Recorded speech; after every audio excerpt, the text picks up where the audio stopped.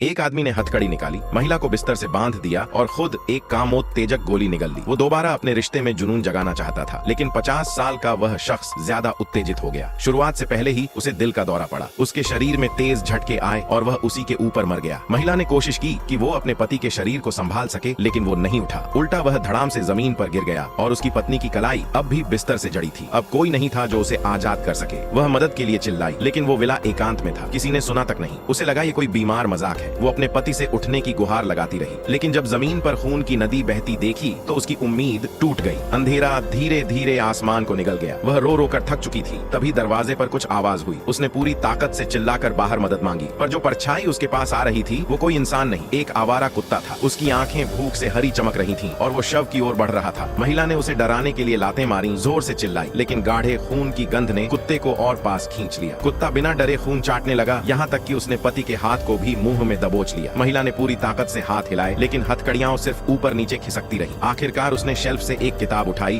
और कुत्ते की ओर फेंकी। कुत्ते के मुंह में मांस का टुकड़ा देखकर वह दहाड़ मारकर रोने लगी। तभी अचानक उसका पति बिस्तर के नीचे से रेंगता हुआ बाहर निकला। वह घबराकर सब कुछ समझाने लगी, लेकिन जमीन पर अब भी पति का शव पड़ा था। एक ही जगह दो पति। वो कुछ समझ नहीं पाई। तभी दूसरा पति मुस्कुराया और कहा, अब समय मत गंवाओ, अब तुम्हें सिर्फ तुम ही बचा सकती हो। शायद तुम्हारी अकल अब साथ छोड़ चुकी है, लेकिन अगर कोई तुम्हारे पति को कुत्ता खाते हुए देखे तो उसका पागल हो जाना लाजमी है। अगर तुम्हें मानसिक संतुलन खोना ही था तो कम से कम ये बहाना तो शानदार है।